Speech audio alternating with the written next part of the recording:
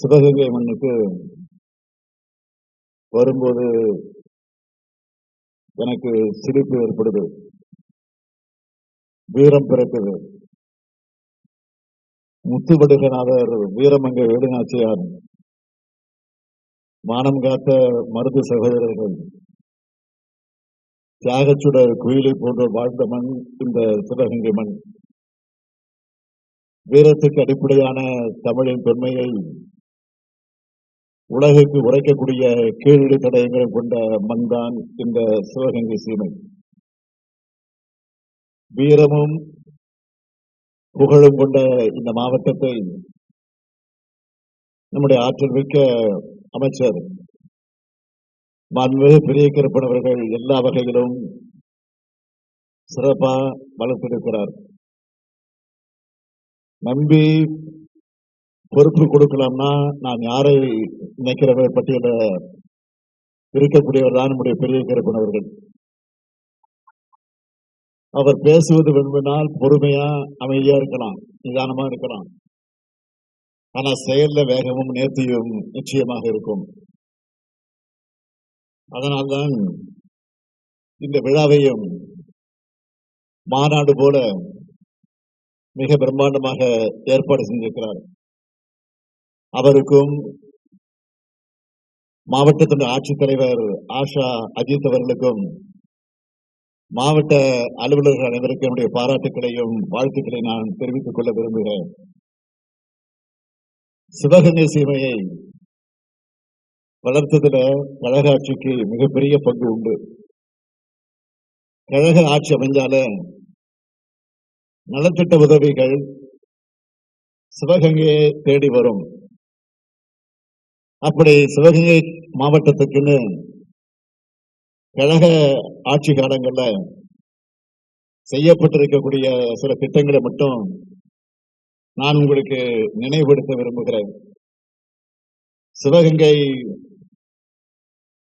திருப்பத்தூர், நெற்குப்பை, இளையான்குடி, கல்லல், கலையர் கோயில் உள்ளிட்ட பகுதி மக்கள் பயனடையக்கூடிய வகையில 616 கோடி ரூபாய் மதிப்பீட்டிலான காவேரி கூட்டு குடிநீர் திட்டம், சிவகங்கை மருத்துவக் கல்லூரி, 55 திருக்கோயில்களில் 14 கோடி ரூபாய் செலவில் திருப்பணி, இளையான்குடியில சார்பதிவாளர் அலுவலகம், நீதிமன்ற கட்டடம், கருவூலம், ஆயுதராவிட மாணவர்களுக்கான தங்கு விடுதி, அரசு மருத்துவமனை விரிவாக்கம், இளையான்குடியில புறவழிச்சாலை, சிவகங்கையில ஒருங்கிணைந்த நீதிமன்றம், மாணவ மாணவியர் விடுதிகள், பள்ளி கட்டிடங்கள்,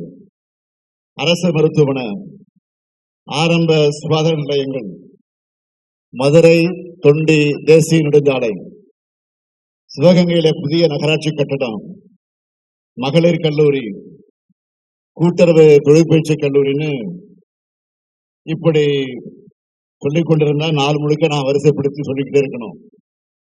அது மட்டும் இல்ல, நம்ம திராவிட மாடல் அரசுல கடந்த 3 ஆண்டு காலத்துல அறிவிச்சு செயல்படுத்தி இருக்கக்கூடிய திட்டங்கள் குறித்தும் நேற்று நான் காரைக்குடியில ஆட்சியர் மற்றும் அரசு அதிகாரிகளோடு ஆய்வு செஞ்சேன். அந்த பணிகளை பட்டியலிட்டு சொல்லணும்னா, காவேரி ஆற்றை நீராதாரமாக கொண்டு 8 பேரூராட்சிகளுக்கும் 2452 ஊரக குடியிருப்புகளுக்கும் 3 நகராட்சிகளுக்கும் 1753 கோடி ரூபாய் மதிப்பீட்டில் நடைபெறும் கூட்டுக்குடிநீர் திட்ட பணிகள் விரைவில் நிறைவடைய போகுது. காரைக்குடியில சங்கரமதி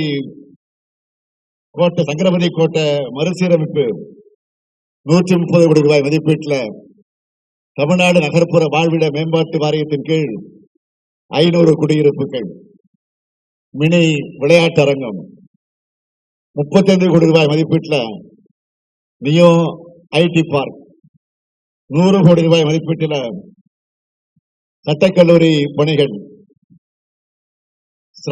சிராவயல் கிராமத்துல விடுதலை போராட்ட வீரர் தியாகி ஜீவானந்தம் நினைவு மணிமண்டபம் 62 கோடி ரூபாய் மதிப்பீட்டில செட்டிநாடு வேளாண்மை கல்லூரி, சிவகங்கை ஊராட்சி ஒன்றிய அலுவலக கட்டடம், சிவகங்கை அரசு மருத்துவமனையில கூடுதல் மகப்பேறு மருத்துவ கட்டடம், அது தீவிர சிகிச்சை பிரிவு கட்டடம், சிவகங்கை நகர் பேருந்து நிலைய சீரமைப்பு, மானாமதுரையில ITI 15 கோடி ரூபாய் மதிப்பீட்டில் 248 வீடுகள் கட்டக்கூடிய பணி, நாட்டார் கால்வாய் திட்டம் 39 கோடி ரூபாய் மதிப்பீட்டில் மானாமதுரை நகர் கூட்டு குடிநீர் திட்டம், 2,64 லட்சம் ரூபாய் மதிப்பீட்டில் திருப்புவனம் பேரூராட்சி குடிநீர் வழங்கக்கூடிய திட்டம், 17,75 லட்சம் ரூபாய் மதிப்பீட்டில் திருப்புவன ஒன்றியம்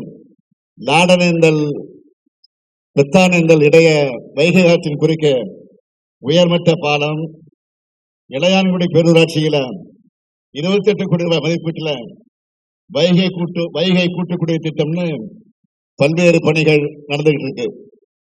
இப்படி ஒவ்வொரு பகுதியையும் ஒவ்வொரு மனிதரை நாடி சென்று உதவுகிறதுதான் நம்முடைய திராவிட மாடல் அரசு. அப்படித்தான் எல்லாருக்கும் எல்லாம்னு பார்த்து பார்த்து திட்டங்களை செயல்படுத்திட்டு வரோம். அதனால்தான் உங்க ஒவ்வொருத்தருடைய குடும்பத்திலையும் அண்ணனா, தம்பியா, அப்பாவா, மகனா, உச்ச நேரத்தில் உதவக்கூடிய உறவா, உடன்பிறப்பா இந்த முத்துவேல் கருணாநிதி ஸ்டாலின் இருக்கேன் என்பதை மகிழ்ச்சியோடு நான் தெரிவிச்சுக்கிறேன். கடந்த 3 ஆண்டுகள்ல இந்த சிவகங்கை மாவட்டத்தில் மட்டும் நம்ம அரசின் திட்டங்களால பயனடைந்திருக்கக்கூடிய எண்ணிக்கையை சொல்றேன், அதை நீங்க தயவு செய்து கேட்கணும். கலைஞர் மகளிர் உரிமை திட்டத்துல 2,38,428 குடும்ப தலைவிகள் மாதந்தோறும் 1000 ரூபாய் வாங்கி கொண்டிருக்கிறார்கள். வங்கி கணக்குல பணம் வந்தவுடனே எங்க அண்ணன் ஸ்டாலின் தாய் வீட்டு சீர் அனுப்பி வச்சிருக்காருன்னு என்னோட சகோதரிகள் மகிழ்ச்சியா இருக்காங்க. அதே போல கல்லூரிக்கு போகணுமே, சின்ன சின்ன தேவைகளோட செலவுக்கு என்ன பண்றதுன்னு கஷ்டப்படுற மாணவ மாணவிகளுக்கு மாதம் 1000 ரூபாய், வருஷத்துக்கு 12,000 ரூபாய் எங்க அப்பாவா இருந்து தராருன்னு மாணவ மாணவிகள் சொல்றாங்க. அந்த புதுமை பெண் திட்டத்துல 7,210 மாணவிகளும், தமிழ் புதுவன் திட்டத்துல 6,076 மாணவர்களும் பயன்பெற்றுக் கொண்டிருக்கிறார்கள்.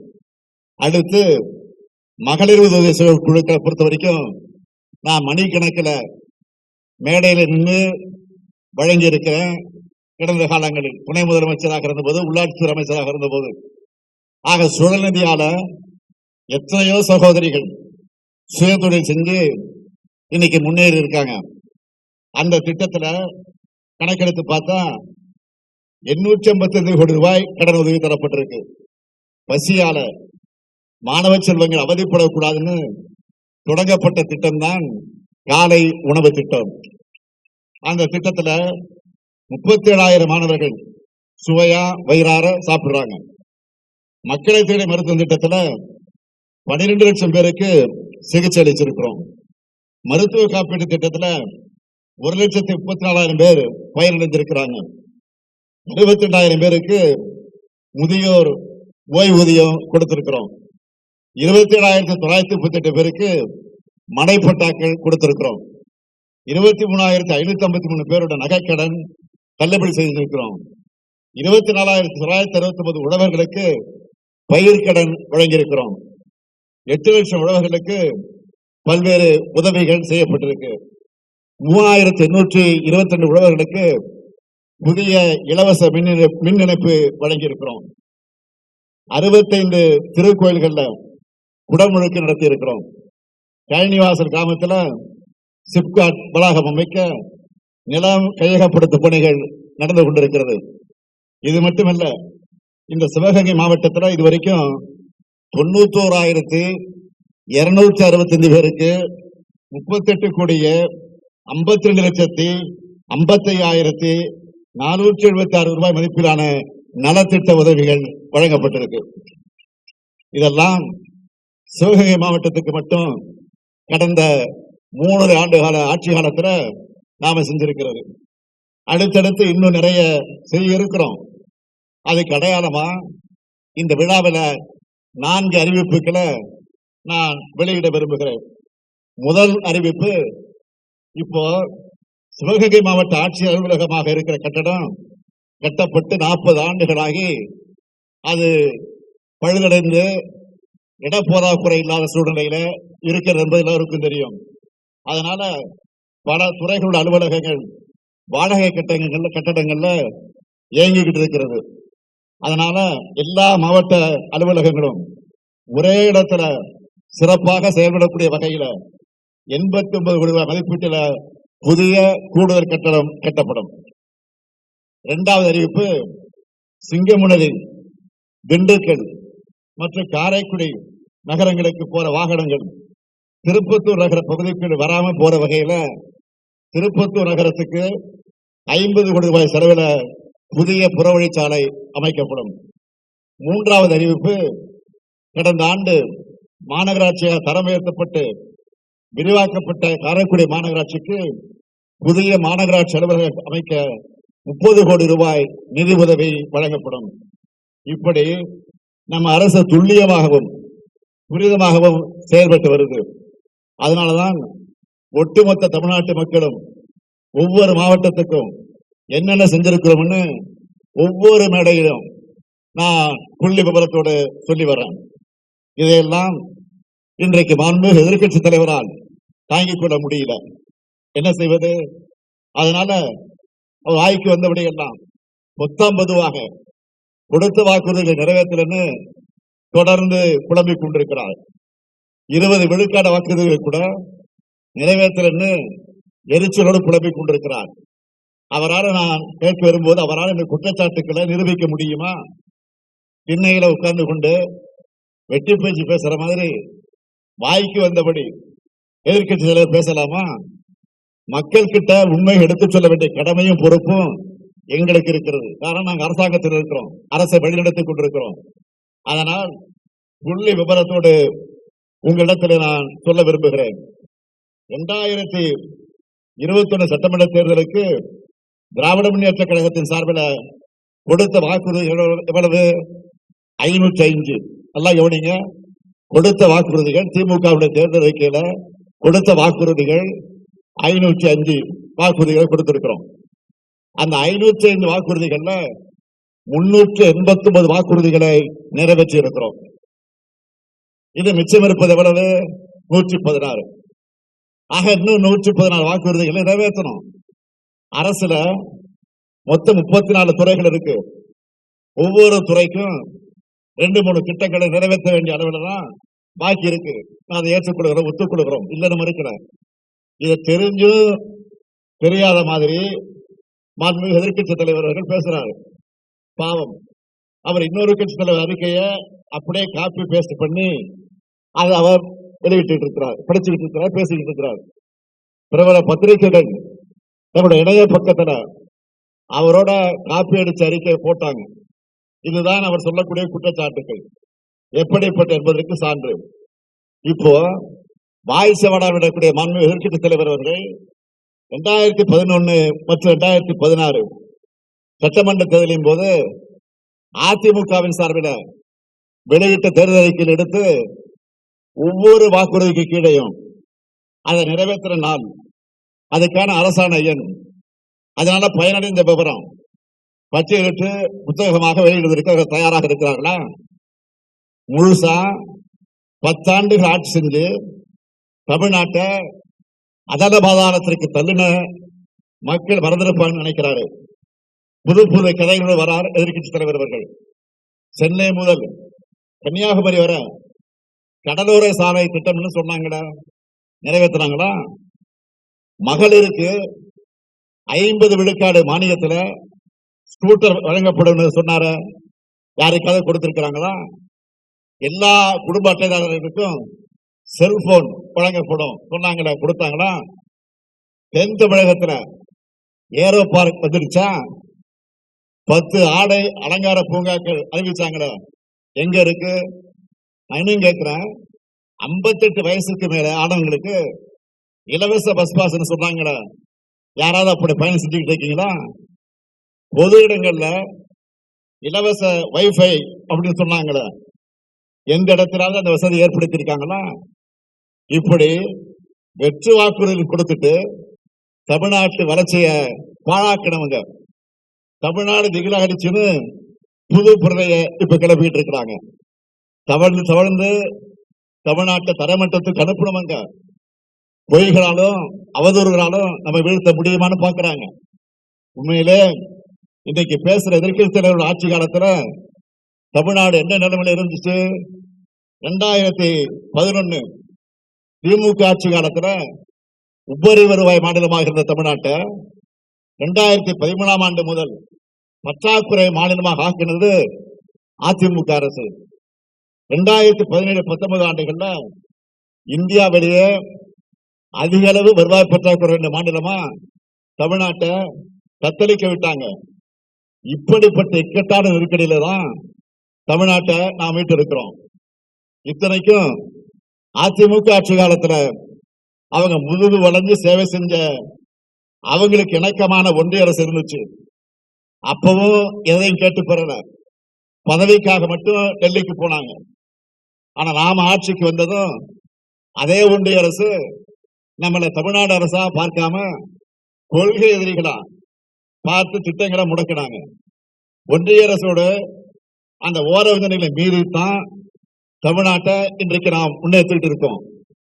ஒன்றிய அரசோட திட்டங்களுக்கும் மாநில அரசோட நிதியை செலவு செஞ்சு திட்டங்களை செயல்படுத்திட்டு இருக்கிறோம். இப்போ முந்தைய அதிமுக ஆட்சியோட கையாளாகாத நிர்வாக சீரழிவு ஒருபுறம், ஒன்றிய பாஜக அரசோட பாராமுகம் ஒருபுறம், தமிழ்நாட்டை ஒன்றிய அரசு எப்படி வஞ்சிக்குதுன்னு மாண்புமிகு நம்முடைய நிதியமைச்சர் தங்கம் தென்னரசு அவர்கள் 2 நாட்களுக்கு முன்பு விழாவாரியாக பேட்டி கொடுத்திருக்கிறார். ஏற்கனவே சட்டமன்றத்திலும் பேசி இருக்கிறார்.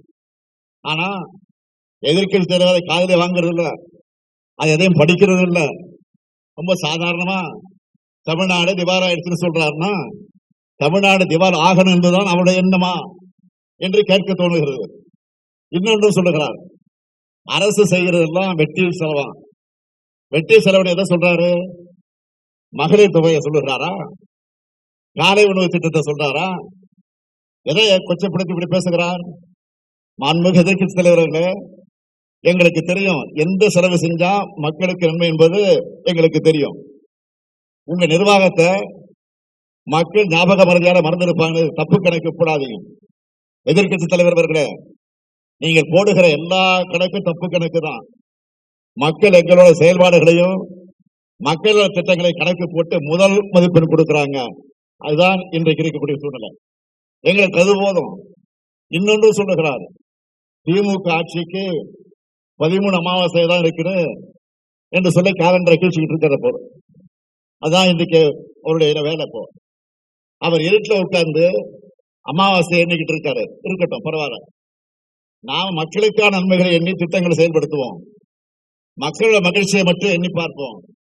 நேற்று நான் சிவகங்கை வந்ததிலிருந்து மக்கள் கொடுக்கக்கூடிய வரவேற்பை, அவர்கள் முகங்களில் தெரிகிற மகிழ்ச்சியை பார்க்கிறப்போ உதயசூரன் உடையில தொடர்ந்து தமிழ்நாட்டை திமுக தான் என்றும் ஆளும் என்று கூறி மக்களுக்காக என்றும் உழைப்போம் என்று சொல்லி நான் உங்களை மீண்டும் மீண்டும் கேட்டுக்கொள்ள விரும்புகிறேன். உங்களுக்காக, உங்களுடைய பிரச்சனைகளுக்காக, உங்களுடைய நன்மைகளுக்காக வீட்டிற்கு ஒவ்வொரு வீட்டிற்கும் திராவிட முன்னேற்ற கழகத்தின் அரசுடைய சாதனை சென்று கொண்டிருக்கிறது. ஆக அது தொடரும் என்பதை மீண்டும் மீண்டும் எடுத்து சொல்லி, திராவிட முன்னேற்ற கழகத்தை பொறுத்தவரையில என்றைக்கு மக்களோடு இருந்து பணியாற்றக்கூடிய ஒன்றுதான் என்பதை மீண்டும் உங்களுக்கு நினைவுபடுத்தி, மக்களுக்காக என்றும் உழைப்போம் என்று சொல்லி விடைபெறுகிறேன். நன்றி, வணக்கம்.